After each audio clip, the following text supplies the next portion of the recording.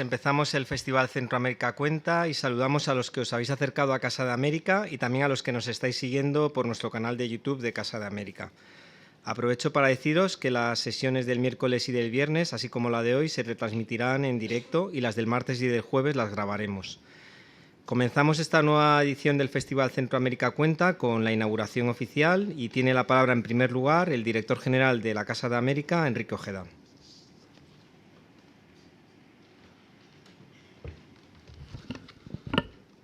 Pues muy buenas tardes, bienvenidos todos a la Casa de América, al Salón Bolívar de la Casa de América, para la inauguración efectivamente del Festival Centroamérica Cuenta.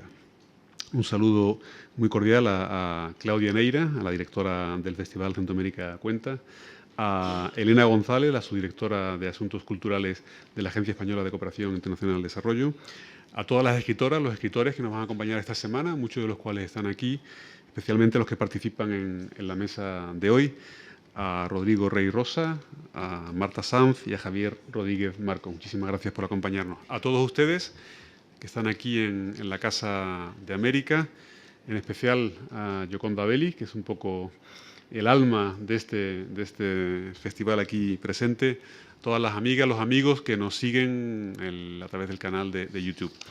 Para la Casa de América es un honor, en realidad es un verdadero privilegio, albergar por segundo año consecutivo el Festival Centroamérica Cuenta aquí en Madrid. Como ustedes saben, este festival alcanza ya la 9ª edición. Se celebraba en distintos espacios de Centroamérica, iniciado, creado, animado por el maestro Sergio Ramírez. Luego podremos hacer algún mensaje suyo, pero obligaciones académicas le impiden estar con nosotros. El año pasado, con ocasión del bicentenario de las independencias de los países centroamericanos y en colaboración con la Dirección de Culturales de la ECID, Casa de América albergó la primera edición de ese festival. En un tono más personal, me permito recordar, yo llevo un año en esta casa, trabajando en Casa de América. Mi primer evento fue precisamente ese lunes de hoy hace un año, cuando tuvimos un acto muy emotivo inaugurando Centroamérica Cuenta con Sergio Ramírez, con Vargas Llosa, y por lo tanto acababa de salir la orden de detención contra Sergio Ramírez y se habló mucho de literatura, se habló también mucho de la libertad. Este programa de Centroamérica Cuenta, esta segunda edición que se celebra aquí en Madrid, va a constar de 6 mesas redondas donde vamos a ver diferentes aspectos de la literatura en el ámbito centroamericano y más allá, en el conjunto de las letras hispanoamericanas. Vamos a tener autores de la región, de Centroamérica, pero también del conjunto del continente de latinoamericano y también de España. Vamos a intentar ofrecer esa amplia, esa rica visión de las letras hispánicas. Vamos a ver la vitalidad, la pujanza de autores más consagrados, como la propia Yoconda o Rodrigo Rey Rosa, con otros quizás más jóvenes o menos conocidos. Todos tienen cabida en el Festival Centroamérica Cuenta, todos tienen cabida, por supuesto, en la Casa de América. Tendremos además una conversación muy especial sobre el proyecto de crónicas Cuenta Centroamérica, que aspira a recoger las experiencias de 4 de los autores invitados, y se presentará también el premio de cuentos UNAM Centroamérica Cuenta a cargo de la directora del festival, Claudia Neira. Casa de América cumple este 2022 30 años, se creó en 1992, son 30 años, son 3 décadas intentando acercar América Latina a España, intentando pensar, reflexionar siempre sobre el vínculo iberoamericano que nos une. Y pocas cosas hacen tanto por mantener vivo, por mantener con fuerza, por mantener con vitalidad ese vínculo, como las letras, como la literatura. Por eso, para nosotros, querida Claudia, directora del festival, por supuesto Elena, de la ECID, a Sergio Ramírez, que nos estará escuchando, el compromiso de Casa de América es estar siempre con Centroamérica Cuenta, porque Centroamérica cuenta, importa muchísimo, porque Centroamérica cuenta, relata muchas cosas que son las que tiene que decir y nosotros estamos encantados de escucharlas. Muchísimas gracias, bienvenidos todos.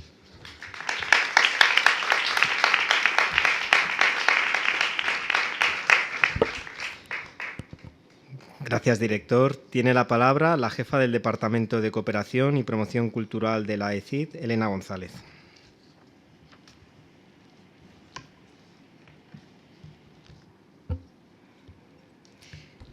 Muy buenas tardes a todos y a todas. En primer lugar, quiero disculpar a nuestro director de Relaciones Culturales y Científicas, que no ha podido hoy estar en esta presentación como le habría gustado. En nombre de la Agencia Española de Cooperación Internacional para el Desarrollo, la ECID, nos llena de satisfacción estar en esta inauguración de la segunda edición del Festival Centroamérica Cuenta, que durante esta semana tendrá lugar en Madrid y que hemos logrado organizar gracias al esfuerzo del festival, de Casa de América y de la propia Agencia Española de Cooperación Internacional a la que represento.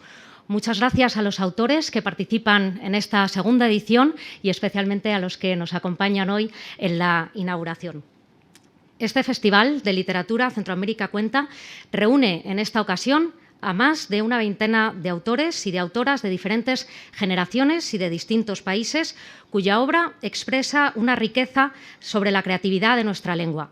Y es una excelente muestra de las oportunidades que nos ofrece el espacio cultural iberoamericano, que quedó reflejado en la Carta Cultural Iberoamericana, que, como saben, el pasado año, en 2021, se cumplieron 15 años de la trayectoria de esta Carta, y que supone un elemento de unión entre los diversos países y que nos marca un futuro por el que avanzar juntos.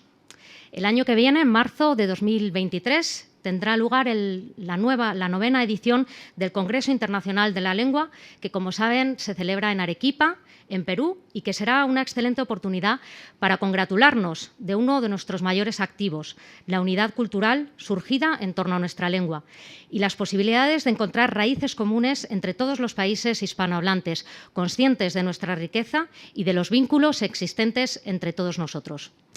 La ECID lleva apoyando el Festival Centroamérica Cuenta desde su inicio, desde el año 2013, cuando arrancó en Nicaragua. Llevamos colaborando con el festival 9 años y estamos muy orgullosos de que desde hace 2 años tenga lugar esta edición, esta representación aquí también en España y que podamos disfrutar de la mejor literatura gracias a su presencia en Casa de América. Cada año, cada edición, hemos celebrado junto al festival la diversidad y la unidad de la creación literaria en nuestra lengua, pero también, y como con gran importancia lo destacamos hoy, la esencia de la cultura y de la literatura como forma de expresión y de pensamiento individual que solo existe en un marco de libertad completa. En esta edición, el festival ha puesto el foco en la literatura centroamericana y contaremos con destacados representantes de Centroamérica, una región cuyo talento tiene una mayor difusión y cada vez un mayor impacto fuera de sus fronteras. Precisamente desde AECID estamos muy presentes en la escena cultural de Centroamérica, gracias a los 6 centros culturales que están en los 6 países centroamericanos y que realizan una importante labor de apoyo a los creadores y a los artistas y que se han convertido en grandes referentes para la defensa de los derechos humanos, para la igualdad de género y también para la promoción de la diversidad cultural. Este año, en la programación de esta segunda edición del festival, contaremos con temas muy diversos: la identidad, la memoria, el racismo, el desarraigo, el dolor o la pérdida, que nos van a permitir conocer de primera mano, de la mano de los autores, muchos de ellos, como digo, centroamericanos, ese sentir de Centroamérica en torno a todas estas cuestiones. Además, nos alegra especialmente esta segunda edición que celebramos hoy porque tenemos la oportunidad de reencontrarnos con muchos autores, con muchos colaboradores que han trabajado con Cuadernos Hispanoamericanos, la revista de la ECID que promueve la creación literaria en habla hispana y que el año que viene cumplirá 75 años. Estoy segura de que organizaremos un gran acto conmemorativo, muy probablemente en esta casa, y nos alegrará muchísimo contar con todos ustedes. Quiero agradecer de nuevo a Casa de América y a su director, Enrique Ojeda, por esta indispensable colaboración para este proyecto, por abrirnos una vez más las puertas de esta institución que desde la cooperación española sentimos muy cercana, que sentimos como una institución hermana, porque es la institución con la que colaboramos en todo lo que tiene que ver con América Latina y con Iberoamérica. Y quiero agradecer muy especialmente a la directora del festival, a Claudia Neira, por toda su labor, y a su fundador, a Sergio Ramírez, como fundador y como presidente del festival, por su complicidad, por su perseverancia durante todos estos años, durante todas estas ediciones y por embarcarse a traer el festival a este otro lado del Atlántico. con la mejor representación de la literatura de Centroamérica y de América Latina. Confiamos en celebrar muchas más ediciones juntos, con Casa de América y con Centroamérica Cuenta. Muchas gracias.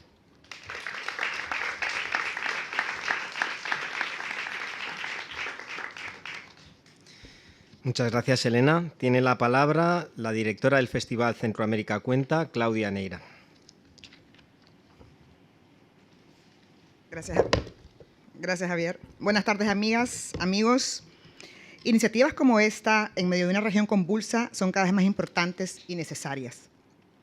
Y esto solo ha sido posible gracias a la colaboración histórica de Casa de América y la Agencia Española de Cooperación Internacional para el Desarrollo. A las más de 20 autoras y autores que nos acompañan en esta edición y a este público que siempre está dispuesto a recibirnos y a celebrar con nosotros. Gracias, Enrique, Luis, Ana María, Javier y todo el equipo de Casa de América. Gracias, Guzmán, Elena, Javier, de la Dirección de Relaciones Culturales y Científicas de ADECID, por su apoyo en esta segunda edición en Madrid. Y a las 9 ediciones realizadas en la región desde el 2013. Gracias también a la librería Alberti, que por primera vez nos alberga en una edición de poesía este sábado 24 de septiembre. La programación de esta edición incluye 5 diálogos literarios con temas relevantes sobre la creación literaria y la situación de América Latina. Cuenta Centroamérica, nuestro proyecto de crónicas literarias sobre las ciudades del festival, por primera vez incluirá Madrid. Catalina Murillo, Brenda Navarro y Carlos F. Grisby escribirán sobre 3 puntos de vista vinculados con migración y la vida cotidiana en esta ciudad. 3 historias que dan cuenta de la amalgama sociocultural de la migración en Madrid. Migración, que también será el tema principal del concurso Relatos que se convocará desde este festival el próximo viernes. Esta iniciativa del Centro de Estudios Mexicanos de la UNAM España y Centroamérica Cuenta permeará un texto que reflexione sobre la experiencia migratoria en España. Pero no les robo más tiempo y les dejo con un video de Sergio Ramírez, presidente de este festival, quien desde Estados Unidos, donde está de profesor visitante este semestre, nos envía unas breves palabras. Los esperamos esta semana en el resto de actividades y nos vemos con certeza el próximo año, en septiembre, celebrando aquí los 10 años de Centroamérica Cuenta. Muchas gracias.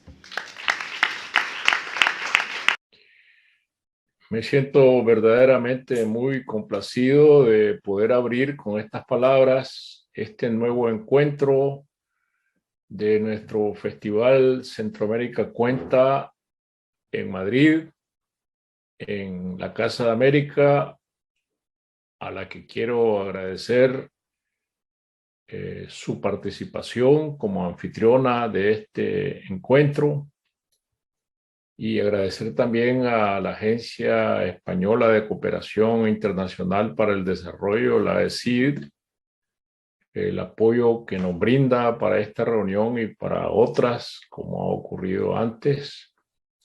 Y lo mismo que dar las gracias a la librería Alberti por acoger nuestras sesiones de poesía, que son una novedad reciente de nuestra programación.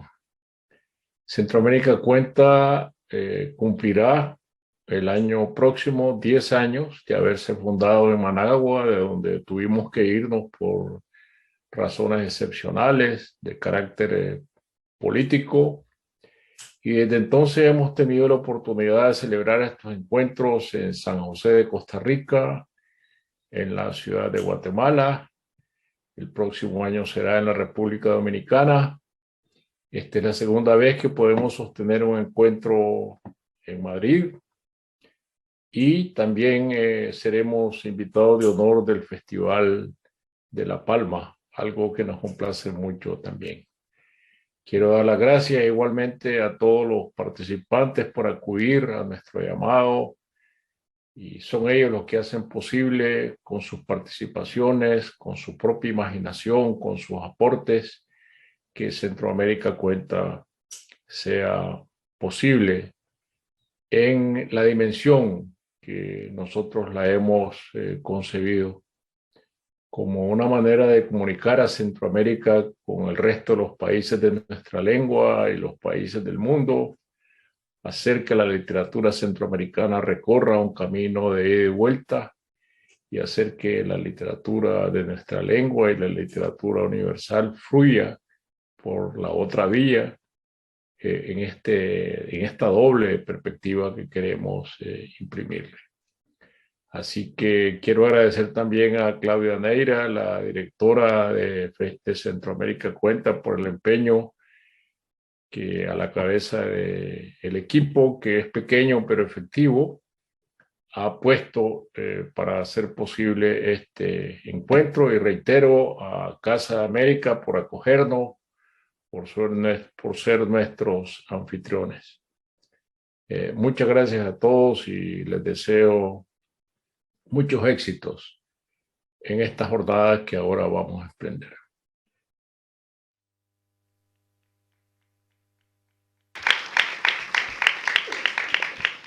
Agradecemos a Sergio que nos haya mandado este mensaje. Vamos a seguir en directo y vamos a comenzar ahora con la primera sesión, con un diálogo de escrituras en búsqueda, una conversación sobre la incesante búsqueda del origen a través de la escritura. Participan el escritor guatemalteco Rodrigo Rey Rosa, la escritora española Marta Sanz y modera el escritor Javier Rodríguez Marcos. Javier, cuando quieras, tienes la palabra. Vale.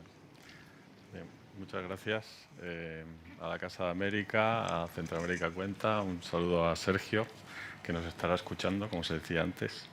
A Claudia Neira, por reunirnos y por ser la madrileña más dinámica de Nicaragua. Y personalmente por juntarme con gente a la que admiro. Hoy a Rodrigo Rey Rosa y Marta Sanz. Los presentaré brevemente. Marta Sanz juega en casa, nació en Madrid en 1967. Es novelista, es poeta, es columnista. De hecho, publica todos los lunes una columna en el diario El País, o sea, tal día como hoy. Hoy especialmente se la recomiendo, sobre la brecha generacional. Su último libro es su poesía reunida, corpórea, en la Bella Varsovia. Antes publicó en Anagrama, que es su editorial de los últimos años, Parte de mí, que es un libro curioso crecido en Instagram durante la pandemia, a raíz también de la publicación de su última novela, Pequeñas Mujeres Rojas. Marta fue premio Herralde de novela, ha sido premio Herralde de novela, premio Tigre Juan. Su primer libro, su primera novela se titulaba El frío y luego ha publicado Lección de anatomía, que lleva un prólogo muy interesante en su última edición de Rafael Chirves, Daniela Astro y La caja negra, Farándula, con la que ganó el premio Herralde. Y yo creo que no me contradirá si digo que escribe desde un punto de vista político, feminista, materialista y por utilizar su propio color rojo. Y además es crítica literaria, escribe en Babelia, y de Rodrigo Rey Rosa, de El país de Toho, una de su penúltimo libro, creo, dijo: podemos acumular multitud de expresiones admirativas para hablar de la obra de Rodrigo Rey Rosa. Son palabras de Marta Sanz. Tramas envolventes y pautadas con metrónomo, diálogos agilísimos con los que casi bailamos, oído para captar una lengua viva y variada, pertinencia y necesidad de los temas, destreza para aquilatar simultáneamente un estilo y una visión del mundo que se afianzan en inteligentes lecturas de tradiciones literarias en español y otras lenguas. Creo que ni María Fasce, su editora, que está aquí, lo diría con más ajustados adjetivos. Ese libro, hablaba Marta en Babelia de ese libro, El país de todos, yo creo que la última novela hasta un libro que publicó posteriormente, al año siguiente, en 2020, Rodrigo, Carta de un ateo guatemalteco al Santo Padre, del que luego podremos hablar. Rodrigo nació en Guatemala en 1958, ahora vive en Grecia, que es uno de los escenarios de otra de sus novelas, Fábula asiática. Antes vivió en Guatemala, antes en Tánger, antes en Nueva York, en la selva del Petén.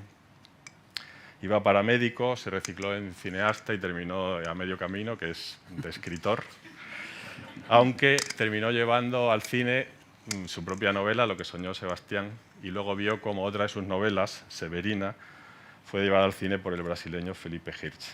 En esta novela se lee un diálogo, es una novela sobre una ladrona de libros, no solo, pero sobre una ladrona de libros, y hay un diálogo en el que dice: ¿cómo va el negocio?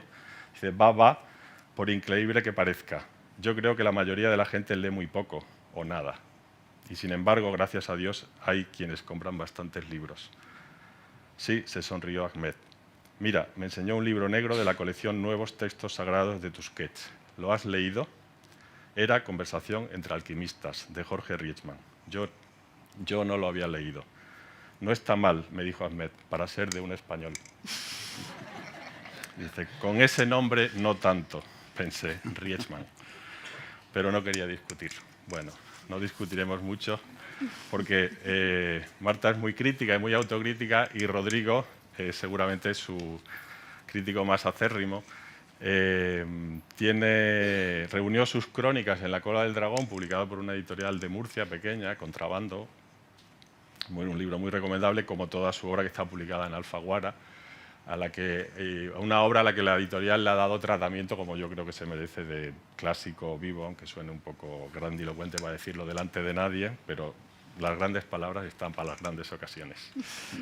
Decía que Alfaguara ha ido publicando sus cuentos reunidos y novelas en distintos volúmenes a los que Rodrigo se ha encargado de intentar desactivar con prólogos demoledores sobre su propia obra que se pueden saltar o leer al final, pero te saco algunas cosas y ya pasamos al diálogo. En Imitación de Guatemala, que reluego en algunas novelas, habla de que me mate en sí, dice, es una primera incursión en la ficción política, me arrepentí de ella, por tremendista. El cojo bueno es un experimento quizá fallido, demasiado cinematográfico. Son sus propias palabras sobre su propia obra. Y finalmente dice, Piedras encantadas, más realista hoy que cuando se publicó. También es un gran autor de cuentos, uno de los grandes, y en otro volumen de cuentos, 1986, que también se dedica a demoler antes de abrir, dice de Otro Zoo que es tal vez la colección por la que menos temería ser juzgado. O sea, si alguien no ha leído los cuentos de Rey Rosa, quizá es el sitio por el que hay que empezar a juzgarlo. Aunque yo personalmente recomendaría cualquiera de sus libros, pero uno al que le tengo especial cariño, que se llama El material humano, publicado originalmente por Anagrama y luego rescatado por Alfaguara, que es un ejercicio de, no sé, autoficción, trabajo de archivo antes de que el trabajo de archivo se pusiera de moda, de Rodrigo Rey Rosa o alguien que se parece mucho a Rodrigo Rey Rosa trabajando en un archivo de Guatemala, donde los funcionarios lo llamaban Matrix, y que, según Claudia Neira, la directora de este festival, es uno de los 3 libros de la literatura centroamericana del siglo XXI que habría que leer para entender Centroamérica. Yo estoy completamente de acuerdo. Bueno, bienvenidos, muchas gracias. Esta mesa se llama Escrituras en búsqueda, diálogos sobre la incesante búsqueda del origen a través de la escritura, y la primera pregunta es de perogrullo, pero casi obligada, y es no tanto qué buscáis ahora, que no lo sé, igual tampoco lo sabéis, sino qué buscabais cuando empezasteis a escribir, si habéis encontrado algo. Marta. Bueno, buenas tardes a todo el mundo. Muchísimas gracias por acompañarnos esta tarde. Me sumo a los agradecimientos institucionales y personales, y quiero subrayar que estoy contentísima de coincidir aquí con Rodrigo Rey Rosa, que es un escritor al que yo admiro mucho, y él lo sabe, y así lo quise mostrar en esa crítica de la que ha seleccionado un fragmento Javier Rodríguez Marcos, a quien también admiro mucho, porque hacer lo que hace él no es nada fácil, ¿eh? Esto ya entraremos otro día en esa conversación. Es una pregunta bien difícil. O sea, yo creo que al principio, cuando yo comencé a escribir, no andaba buscando nada especialmente grandilocuente. Yo cuando empecé a escribir mi primera novela, El frío, la escribí por venganza. La escribí para vengarme de un tío que me había dejado. Y bueno, entonces quiero decir que no era un gran propósito, ni era una cosa, no sé, cómo decir, filantrópica ni terrible. Era que me había hecho polvo, o sea, era un muchacho con el que yo había estado entre los 14 y los 22 años, me dejó, y entonces pensé, ¿qué hago? ¿Me tiro por una ventana o escribo? Bueno, pues me puse a escribir, y ese acto de catarsis y de salvación personal, pues salió bien, porque además el individuo me llamó para decirme yo no soy ese, y entonces dije, ahí te ha dolido, pero que te ha dolido bien dolido. Y además ahí es cuando ya pues sí que me abrió un poco las puertas de lo que era empecé a tomar conciencia un poco más de lo que era el campo cultural y el campo literario, pero insisto, el primer movimiento fue práctico. Cuando las personas dicen que la literatura no sirve para nada, yo digo, estáis muy equivocados. Sirve para cosas tan prácticas como esa, vengarte de un novio y curarte de tus heridas. Luego, a lo largo del tiempo, pues una ya va elaborando un discurso que se superpone a las novelas, a los poemarios que escribe, y a veces yo creo, fíjate, incluso que eso es un forzamiento. Te ves obligada a inventar muchas veces algo sesudo que decir sobre algo que sencillamente cuentas porque lo quieres contar, porque, como he dicho otras veces, porque te duele. O sea, yo creo que al final hablamos de cómo nuestra contemporaneidad se nos clava en el cuerpo de una manera o de otra manera y reaccionamos. A veces se nos clavan cosas pequeñas y a veces se nos clavan cosas más grandes y por ahí andamos. ¿Tú, Rodrigo? Sí, bueno, también me sumo a los agradecimientos a la presentación y a tus palabras. Agradezco a todos a ustedes por estar aquí. Y yo la verdad creo que lo que buscaba es qué podía escribir realmente. Cuando uno comienza realmente no tiene idea de qué puede hacer. Y yo comencé escribiendo cosas muy cortas que me fueron dando el deseo de seguir viendo, y creo que sí, sigo en eso. Además, es curioso porque uno busca y al mismo tiempo que busca está cambiando, y cada intento nuevo lo hace cambiar, y se va uno conociendo a sí mismo o conociendo al que era, porque luego cuando ves para atrás ya no eres el mismo, ¿no? Entonces es como una especie de experimento con uno mismo y con el tiempo que no se termina.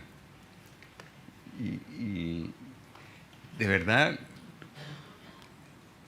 yo no creo que yo estuviera buscando mi identidad, solo yo sabía que quería escribir de una manera muy abstracta, porque ¿qué era eso, no? Y en eso sigo.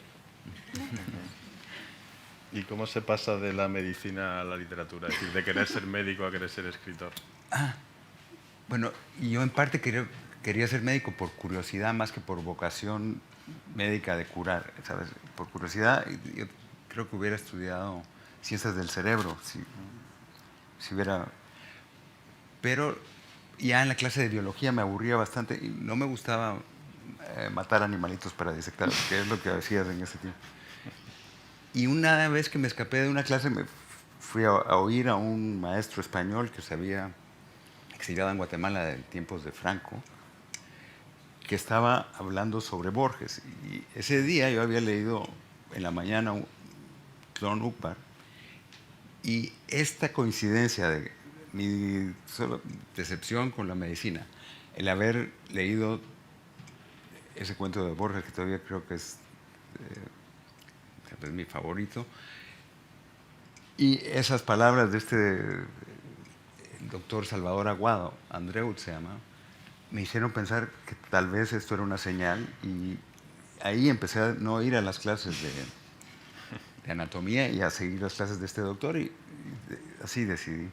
Así, de eso me acuerdo, porque sí fue un momento muy claro donde no lo revelé, pero yo decidí interiormente no seguir estudiando medicina y tratar de escribir. Y habéis, desde el punto de vista de la escritura, cuando os sentáis a escribir, ahora la semana pasada murió Javier Marías, siempre hablaba de su manera de contar como un errar con brújula. O sea, hay gente pero sin mapa, decía también, ¿no? O sea, hay escritores que van con la brújula, hay gente que va con el mapa. No sé si vosotros sois de brújula, de mapa o de salir al campo. Pues yo aquí voy a citar a Jarabe de Palo, depende. O sea, quiero decir, depende, yo creo que depende muchísimo del libro que estás escribiendo. Yo, por ejemplo, cuando escribo novelas pseudodetectivescas, yo necesito un mapa. Yo necesito hacerme una composición de lugar, un plano, ver por dónde van a ir los hilos de la trama para no cometer errores demasiado garrafales. Luego es verdad que muchas veces esos planes están para cambiarlos. Tú te haces una idea, haces un diseño, y luego te das cuenta de que eso no vale, porque estoy muy de acuerdo con una de las sabias cosas que ha dicho ya Rodrigo. Y es que lo importante cuando te pones a escribir es que por una parte tú tienes, yo al menos, tengo un deseo de conversar con mis contemporáneos, en principio a través de la literatura, pero también tengo un deseo de conocer cosas que no sé. Follner decía que él escribía de lo que no sabía. Bueno, a mí me pasa muchas veces eso. Yo escribo buscando el significado o el sentido de cosas que no sé. Y creo que eso nos lo da el lenguaje.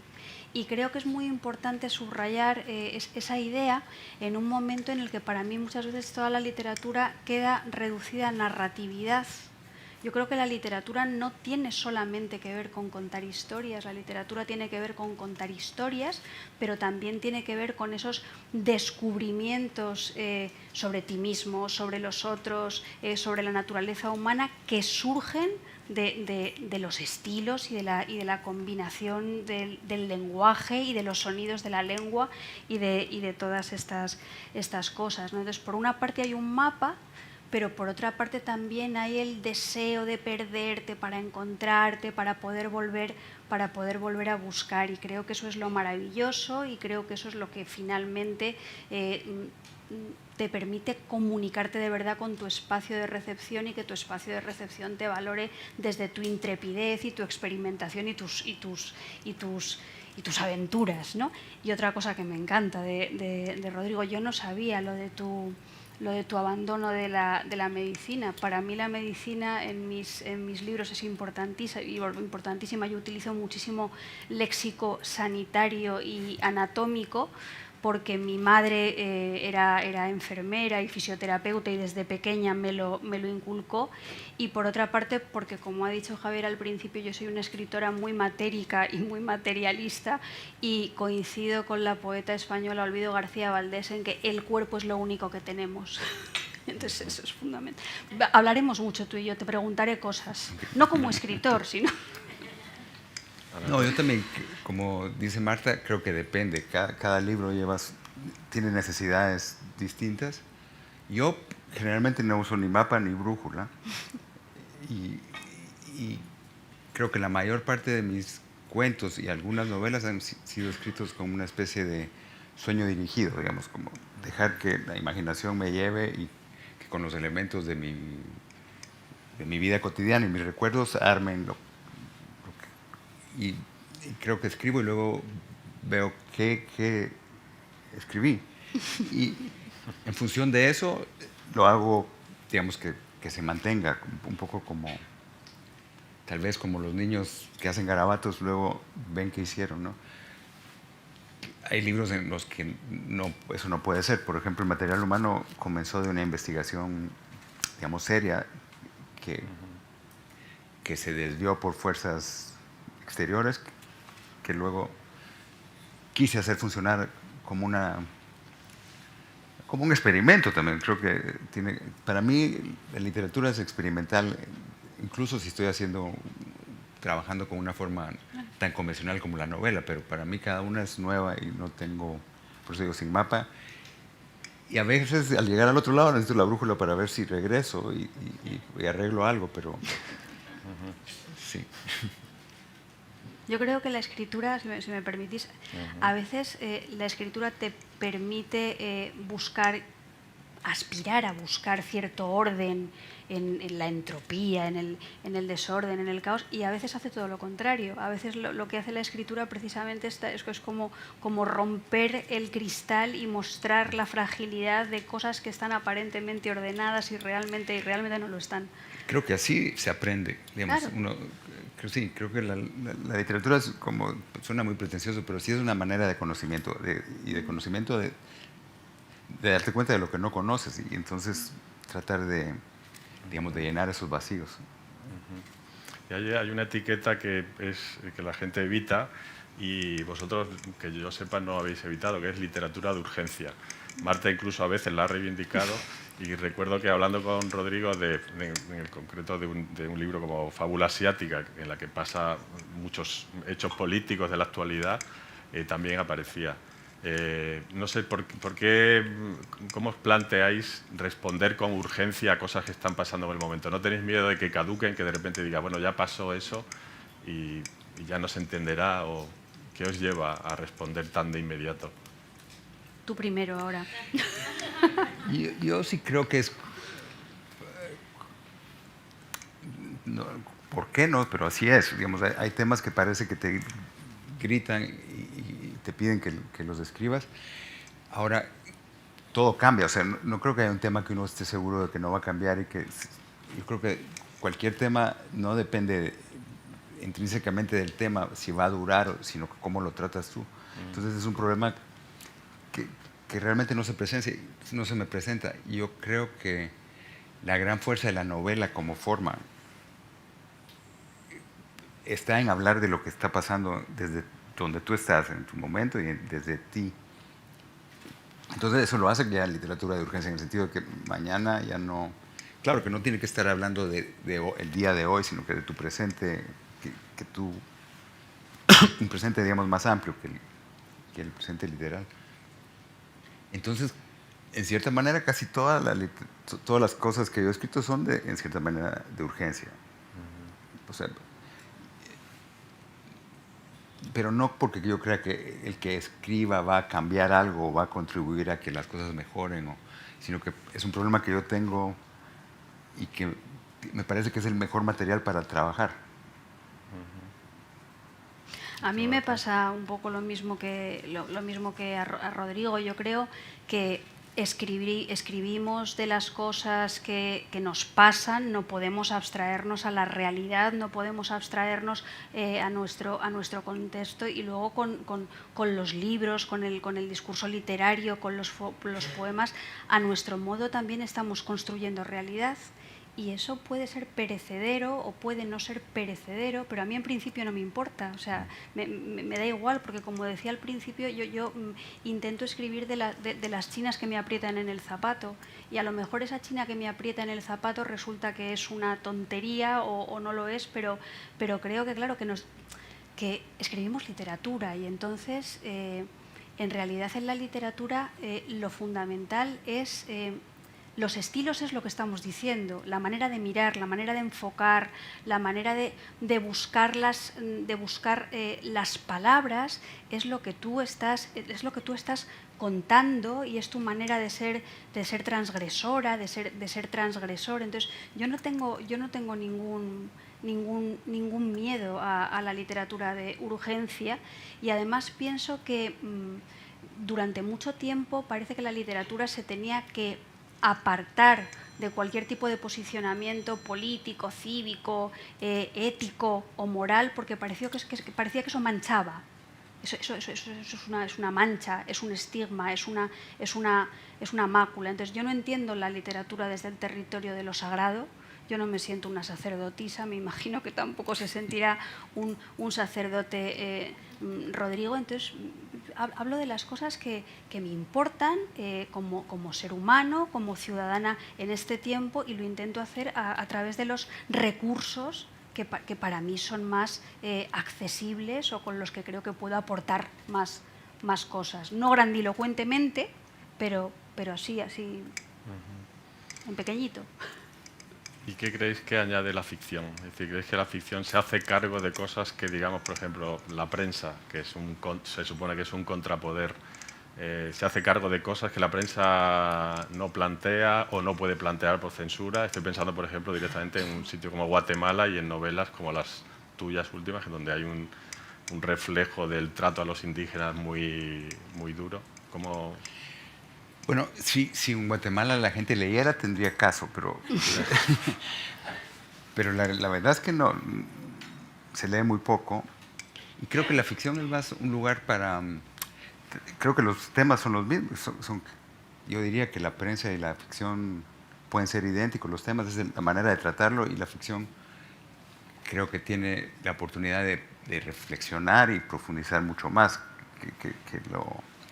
que la noticia, que la nota periodística, que al final tiene un efecto casi de anestesia. Que si tú sigues leyendo todos los días que mataron a 10 niños en este pueblo, al final eso se oye como un ruido.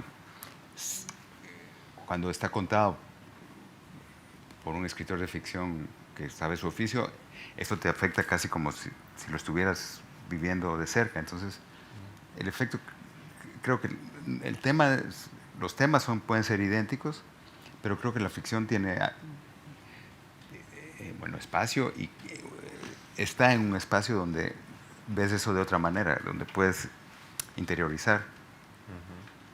Yo creo que las ficciones son otra manera de aproximarte a la realidad, son otra manera de conocer la realidad, y es una manera de conocer la realidad eso que puede estar impregnada de reflexión, que puede estar impregnada de subjetividad y que se puede permitir en un momento determinado el lujo de salir de ciertos lugares comunes de los que los medios de comunicación no pueden salir. Tú puedes romper los prejuicios, romper el estereotipo, plantear la posibilidad de mirar desde otra parte. Yo muchas veces digo que cuando escribo los libros a mí me interesa sacar a la luz los elementos de la ideología invisible, es decir, esas creencias que tenemos ya tan asentadas que ni siquiera nos parecen ideológicas, ¿no? Y creo que eso, hacerlo desde un medio de comunicación, hacerlo desde el periodismo, hacerlo desde una mirada que no sea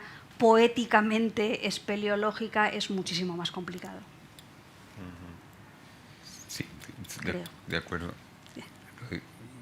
Es lo que quería decir, que no lo dije tan bien. Sí. Yo creo que lo dijiste muy bien. A mí me ayudaste a poder articularlo. Sí, los dos, curiosamente, habéis escrito novelas que, digamos, caerían dentro del género negro, muy particulares porque tienen un elemento político y tal. ¿Por qué de repente, no sé si el tema va primero y luego el molde, o primero va el molde, como decíais? Es decir, porque, bueno, es algo que tenéis en común, ese acercamiento o ese uso de ciertos códigos de la novela negra. Bueno, yo creo la etiqueta de negra, pero yo creo que la realidad se ha vuelto cada vez más negra, pues la novela negra se ha vuelto casi necesaria para contar esa realidad. Y creo que, en toda la literatura desde siempre ha habido el crimen y la transgresión y la violencia son contemporáneas de la literatura desde el principio. Pero creo que como nuestra realidad de información viaja más rápido, realmente sabemos que vivimos en un mundo muy violento, oscuro, criminal, donde la justicia a veces funciona, y eso es la novela negra, ¿no? Creo que creo que es el género más dominante en la actualidad, pero porque el mundo es así. O sea, creo que es el tipo de realismo que digamos, una novela negra bien hecha no tiene por qué no entrar también en la novela psicológica, no usar todas las armas todo el arsenal de la literatura, pero tiene, digamos que la narración de un crimen tiene la ventaja de que impone un orden, ¿no? Un principio, mitad y fin, que hace que sea un molde muy útil, digamos. Aunque recuerdo que, eso me lo dijiste alguna vez, que en Guatemala el final queda abierto. Siempre queda abierto porque los crímenes no se... Eso ha cambiado un poco, ahora se resuelven a favor de los criminales. Sí. Como los jueces están todos comprados, ya sabes que al final... Pero, no, de todas formas, eso sí, el tipo de ficción de novela negra que se escribe en Guatemala no puede ser el mismo tipo que se escribe en Europa, porque sí, el sistema de justicia no funciona, y si ese es como el soporte, no es el mismo molde. Ese molde no serviría para el material centroamericano en general. Yo comienzo a escribir novela negra, y acabamos de decir hace un momento que le llamo pseudonovela negra porque, claro, me interesa la violencia, pero empiezo a escribir novela negra porque me interesa la violencia también desde un punto de vista metaliterario. Yo creo que hay novelas que son violentas con los lectores y con las lectoras, no porque dentro de ellas se cuenten asesinatos, injusticias, corruptelas, sino que son violentas porque reducen a los lectores y a las lectoras a la condición de clientes. O sea, les lanzan un gancho, les lanzan un cebo y juegan a activar únicamente lo que serían discursos de seducción. Entonces, a mí eso me parece una forma de ejercer la violencia que tiene que ver con las leyes del mercado y tiene que ver cómo, de algún modo, el mercado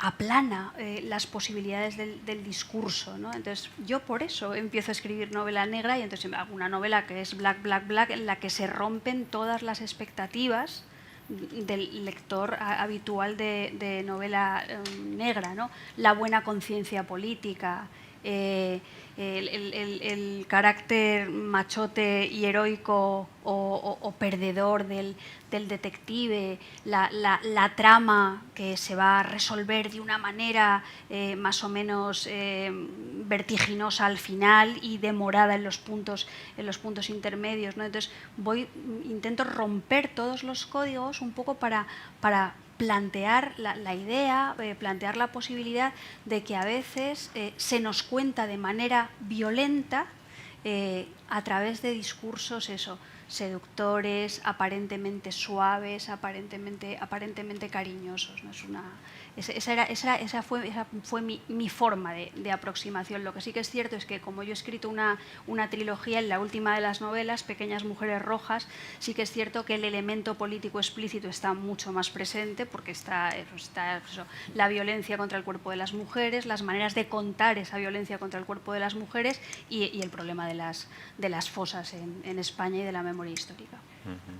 Sí, de hecho la memoria histórica es otra cosa que tenéis en común y que es, creo, muy distinta en Guatemala, en España, pero en los dos, en vuestro caso, en el caso de Marta, en el caso de Rodrigo, hay como un cierto, bueno, hay una visión crítica de cómo se ha construido esa memoria y un cierto desencanto hacia la transición. Obviamente, ya digo que no son procesos comparables, pero bueno, durante mucho tiempo se pensó que la transición española era modélica, eso se está cuestionando un poco.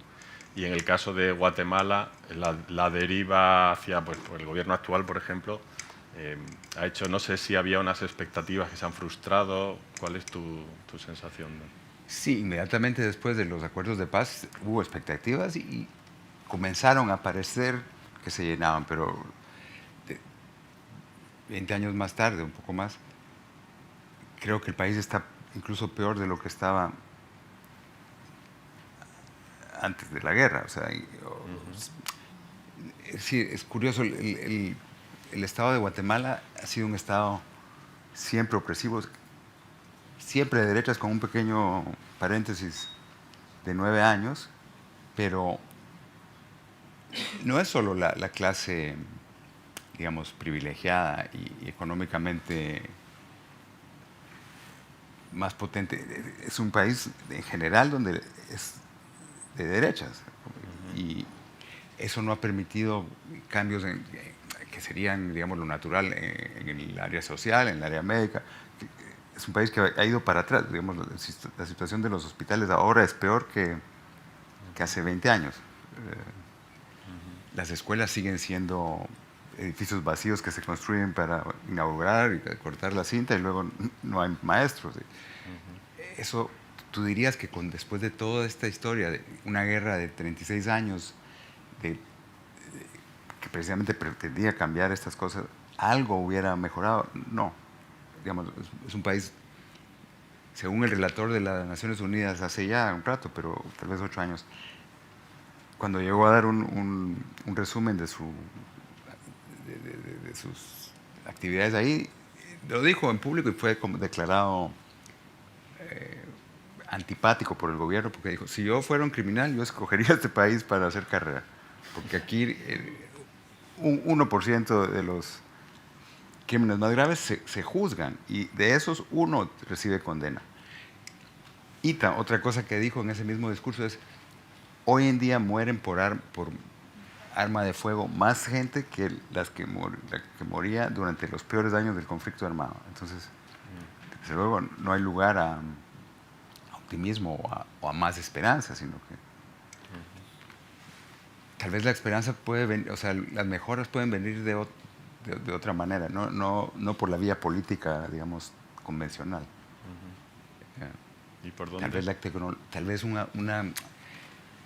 No sé, yo soy muy pesimista, pero una posible evolución podría ser que la tecnología realmente resuelva como ha resuelto varios de los problemas y que no haga falta digamos, el desenlace de la lucha de clases, sino simplemente una especie de revolución tecnológica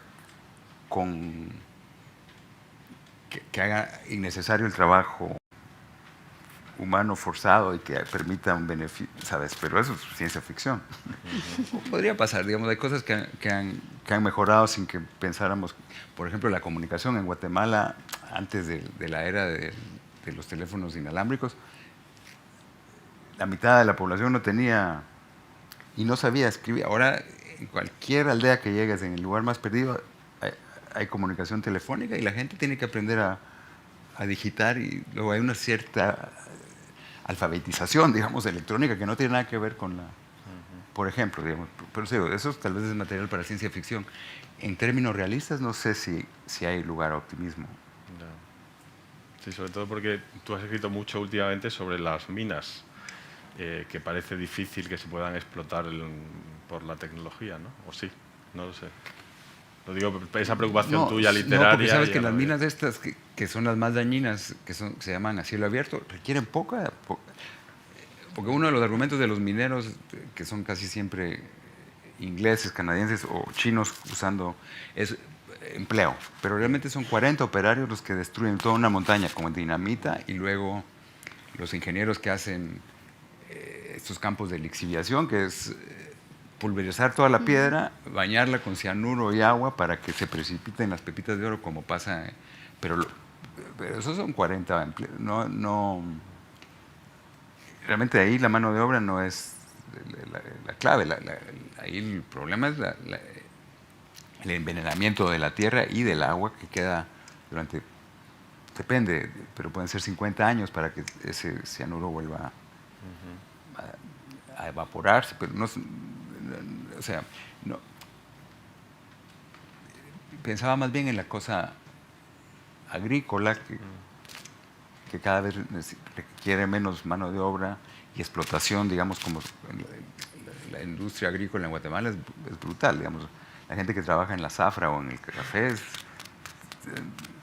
ganan nada y hacen un trabajo de esclavos, realmente. Ese tipo de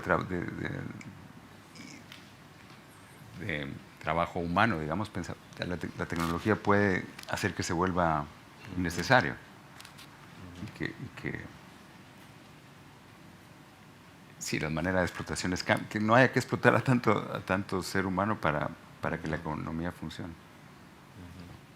¿En tu caso? Bueno, como tú dices, la situación en España es muy distinta, pero claro, yo espero que se entienda esto que voy a decir. Es muy difícil valorar la realidad cuando te sientes en el centro del corazón de la fiesta, por decirlo de algún modo. Yo en las novelas que he escrito sobre la transición española, que son bastantes, algunas utilizando los recursos de la ficción, otras desde una voz autobiográfica explícita, yo he jugado siempre con una metáfora que partía del hecho real de que cuando la transición española se estaba construyendo, yo era una niña de 12, 13 años, y de algún modo para mí mi cuerpo de niña de 13 años, ilusionada, esperanzada y con miedo también, porque tú no sabes lo que va a pasar en ese proceso licantrópico que es la adolescencia, igual que también te sientes en un proceso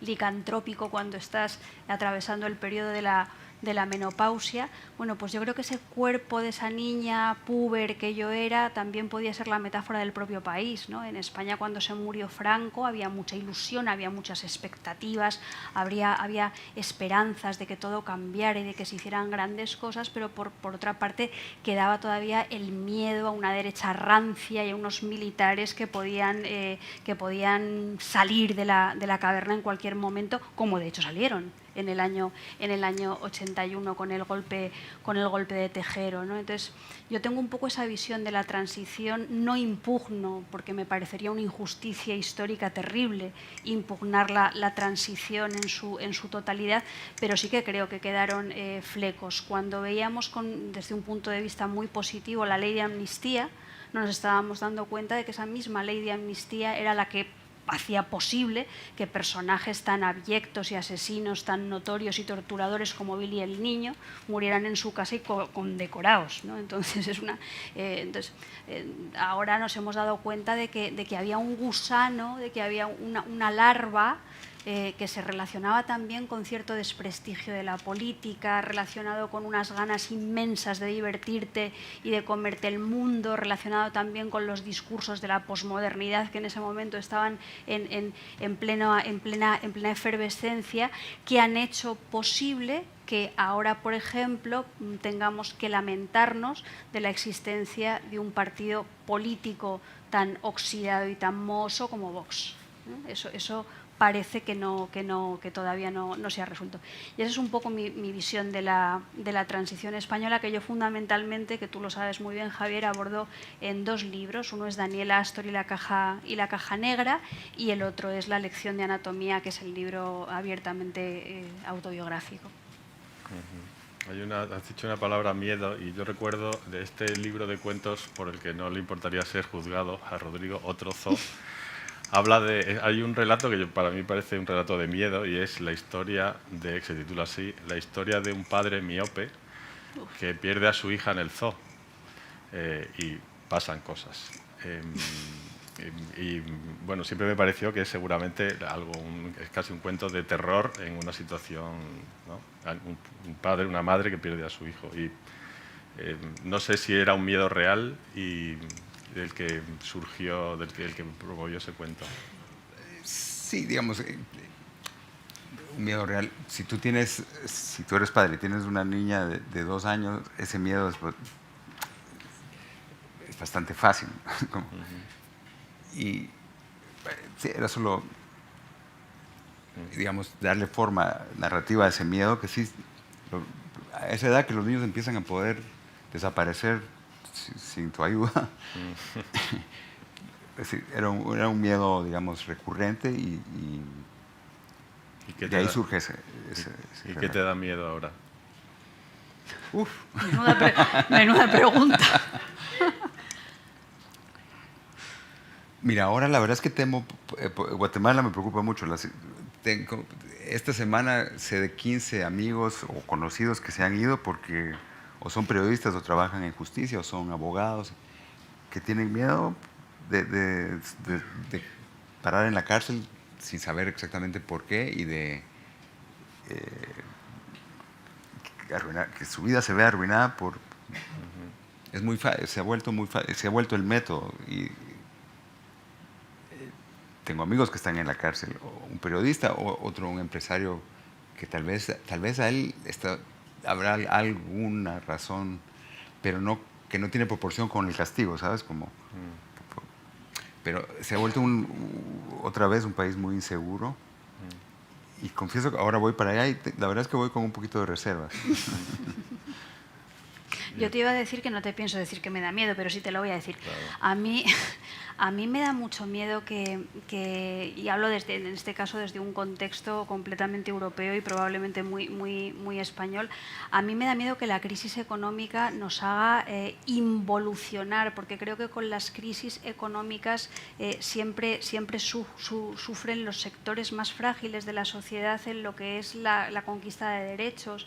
A mí me da miedo que de aquí a poco tiempo todo todos seamos mucho más reaccionarios y todas seamos mucho más reaccionarias desde el punto de vista de los logros del feminismo o yo qué sé, o desde el punto de vista de la gente racializada, o que seamos mucho más intolerantes con las migraciones. Entonces, eso me da bastante miedo. Creo que puede haber un retroceso que nos reste libertades, que estreche nuestro punto de vista como consecuencia de la precariedad. A mí eso me produce bastante terror. Y hablando del terror, es que claro, para mí el terror, no ya el género de terror como tal género, sino los elementos terroríficos que pueden aparecer en un texto, yo los uso mucho. Para mí es un recurso muy político, porque yo me aprendí un mantra de estos que siempre utilizo, que es que el terror consiste en hacer extrañas las cosas familiares, y lo que convierte en extrañas las cosas familiares, desde mi punto de vista, son las desigualdades, las violencias políticas, las corrupciones y todas estas cosas, con lo cual creo que hay un engranaje perfecto entre el género de terror y la política. Los fantasmas, los desaparecidos, eso sale muy bien en la literatura de Mariana Enríquez, por ejemplo. Entonces creo que hay fundadas razones para reactivar los recursos del género de terror más allá de lo espectacular y del susto. Y más allá de la política, ¿tenéis alguna fobia personal? Yo tengo fobia a las ratas, por ejemplo. ¿Vosotros? Esto es muy íntimo, pero bueno, vamos a ver. A mí, como me llaman una escritora impúdica, voy a hacer un ejercicio de impudor verdadero. A mí lo que me da miedo es morirme de una enfermedad. No me da miedo morirme, me da miedo padecer una enfermedad dolorosa y que no me dejen morir con dignidad. A mí eso es lo que me da miedo. Las ratas las llevo bien, las arañas también, las cucarachas, las alturas, todo eso. Pero esa cosa a la que quizá estamos condenados, Diosa no lo quiera, muchos y muchas de nosotras, eso me produce bastante pánico, la verdad. ¿Y tú, Rodrigo, tienes alguna fobia confesable? Bueno, yo tengo un poco de stage fright. O sea que el público me asusta un poco. Pero Es completamente normal, pero no los mires. Oye, por eso no uso las gafas. Mira. Está bien saberlo al final. Pero bueno, como es un festival literario y que se sigue en todo el mundo, me gustaría que recomendaseis un libro cada uno. Un libro quizá, no sé si un libro para explicar vuestros países a un extraterrestre. España ha explicado a un extraterrestre por un libro actual. Guatemala ha explicado a un español que es como un extraterrestre ya de por sí. Qué dificilísimo. No, yo estoy leyendo un libro que si quisiera recomendar, no por Guatemala, pero sí un poco por el terrorismo como fenómeno social, que es una novela de Henry James, La princesa Casamáxima, que es una novela casi olvidada de James, que es una maravilla. Prima hermana, diría yo, del agente secreto de Conrad, pero James, ¿no? Sí, no lo he podido terminar porque es un libro grueso, son 600 páginas, pero ya casi, y sí lo recomiendo. Muy bien. Porque creo que además habla cómo la formación de una persona que el destino lo trata muy mal puede ser usado para que se convierta en un terrorista. Entonces, Estoy acordando con el agente secreto de Conrad, y eso es más claro. Es parecido, porque o sea, no es el personaje central, pero en la infancia está. Sí. Yo creo que el narrador, que desde mi punto de vista ha explicado o ha expresado con más tino y con más valentía lo que es la sociedad española contemporánea y de dónde vienen nuestros demonios y nuestras cuentas pendientes, es Rafael Chirves. Yo creo que Crematorio o En la orilla de Rafael Chirves son en ese sentido novelas enormemente expresivas, ¿no? Y yo también quiero citar a un clásico y además a Henry James, a mí y también terrorífico, Otra vuelta de tuerca. Sí. Yo quiero decir, con esa novela aprendí, hablando de los miedos, que a veces lo que nos produce el miedo verdadero, el miedo real, no es la posibilidad fantástica, no es la posibilidad de que el monstruo esté debajo de la cama y aparezca solo por las noches, sino la posibilidad real de la enfermedad, de la represión, del crimen. Yo eso lo aprendí leyendo esa novela, y le estaré siempre eternamente agradecida a Henry James. A mí me gusta mucho Henry James. Creo además que hay una traducción de Cortázar de esa novela, ¿no? Creo que sí. Henry James. Bueno, pues no sé, creo que sí, hay derecho a réplica, preguntas, reclamaciones. El público. ¿Sí? Pues quería felicitarlos por la presentación, pues muy bueno ver a los escritores en vivo y en directo. Y una cosa que sí clama es que pues un escritor tiene el deber y la obligación de recoger lo que está pasando en el mundo, ¿no? Y transmitirlo. En este caso, pues me alarma mucho que hablen tanto del temor y del miedo, cuando eso tenía uno que estar erradicado, y con la libertad que hay para escribir hoy, pues entonces, pues darle una esperanza, darle una salida a todo esto, porque si no, ¿a dónde vamos a parar con tanto miedo? No hay que tener miedo a nada, ni a la muerte, porque eso es el principio de la vida, es lo único que nos alimenta. Pero bueno, muchas gracias por la presentación. Yo al público le tengo miedo, no a la muerte. Yo a la muerte tampoco, sino a que duela. Yo tengo miedo a que me duela la inyección, en realidad. A desaparecer me da un poco igual. De todos modos, yo creo que pese a que podamos tener una visión del mundo pesimista, y creo que a veces tener una visión del mundo pesimista es algo necesario para poder darte cuenta de que la botella está medio vacía y hay que rellenarla. Hay veces que cuando eres extremadamente optimista y esperanzado, pues no mueves un dedo, ¿no? Porque ¿para qué? Si no hay necesidad.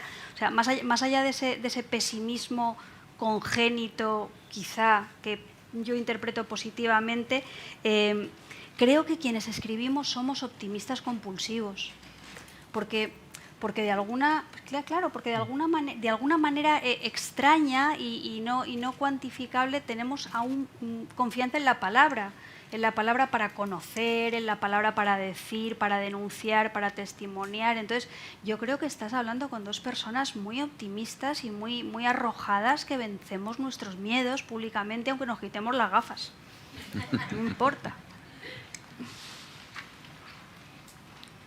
Bueno, felicidades también. Muchísimas gracias. Yo tengo una curiosidad. Que no es tanto una pregunta, sino como compartir una curiosidad, porque así como la literatura se ha llenado, ¿no?, de novela negra, etcétera, también se ha llenado de novelas fantásticas y de muchas novelas de ciencia ficción, pero sobre todo esas novelas fantásticas que no todas son de miedo, hay muchas que son muy malas, pero es interesante que haya esa como necesidad. Si uno ve el éxito de esas series como Juego de Tronos o sea, como yo siento que hay como una especie de, no sé si llamarlo escapismo de la realidad, o cómo se puede calificar ese fenómeno. La gente joven, por ejemplo, está leyendo muchísima de esa literatura fantástica. Nosotros ya leemos otro tipo, pero digamos la gente joven está muy comprometida, muy seducida por esa literatura fantástica. Entonces uno se pone a pensar que es esto, que no quieren estar en este mundo, o sea, que quieren vivir en esa fantasía, no porque la fantasía sea mala, sino porque simplemente puede ser un síntoma también, ¿no? O sea, irse al otro lado, el terror por un lado y por otro lado el mundo mágico, ¿no? Bueno, pero digamos, yo no veo series y no leo, pero Game of Thrones es muy violenta también, ¿no? O sea, se escapa a otro nivel, pero es tan violenta como la historia de la humanidad. De cierta manera, creo que es una especie de tratamiento irónico de cómo han sido las guerras de poder y cómo es que esta casa le gana a la otra y cómo se ha hecho el poder en la historia europea, que es muy violento. Y yo creo que sí, yo estoy de acuerdo en que nosotros somos optimistas y que creo que pese a que la realidad exterior pueda ser horrible, en ese recogimiento que implica la escritura o la lectura de poesía está la salvación, no en una solución política al horror del mundo, sino que en el recogimiento y la vida interior. Yo contestando a la pregunta de Gioconda, vamos a ver, yo creo que como tú muy bien has dicho, eso es un síntoma. Eso está dando pistas del mundo en el que vivimos por esa necesidad de escape que por otra parte ha sido crónica. O sea, quiero decir, nunca ha habido un mundo en el que no hubiera necesidad de escapar por alguna rendija o por algún agujero. Y aquí a mí me gusta siempre mucho citar a una poeta española maravillosa, Paca Aguirre, que era una mujer muy comprometida y que quiero decir, y con su palabra, con sus acciones públicas y también a través de su literatura. Y ella contaba siempre que ella no hubiera podido sobrevivir a la posguerra española si no hubiera sido por el vuelo que le daban los cuentos de hadas. Que para ella los cuentos de hadas eran absolutamente fundamentales para poder escapar de la orfandad, del hambre, de la represión. Y eso creo que no es... creo que eso es estupendo, pero a mí me gusta matizar un poco este asunto, porque yo creo que la literatura siempre tiene ese placer que puede relacionarse con el escape, con lo fantástico, con vivir vidas que no son exactamente la tuya, con volar, con tener experiencias lisérgicas a través de los libros. Pero tengo un poco la sensación de que hemos reducido el concepto de lo literario única y exclusivamente a eso, porque tenemos una visión de la literatura que solamente es espectacular y está vinculada al ocio, por efecto de que vivimos en una sociedad de mercado. Entonces, lo que yo pido para la literatura, como lectores, como lectoras, es que sabiendo que está ese espacio de escapismo, también hay un espacio de conocimiento y también hay un espacio de introspección y también hay un espacio de incomodidad. Entonces, no abaratar las posibilidades de la literatura, extender todo el abanico, disfrutar de todos esos placeres que a veces ponen en riesgo nuestra integridad física. Bien. Bueno, pues muchas gracias a Marta Sanz y a Rodrigo Torrosa por Gracias, vencer el Javier. miedo y a ustedes por venir y mañana más en Gracias, Centroamérica Javier. Cuenta. Muchas Gracias. gracias.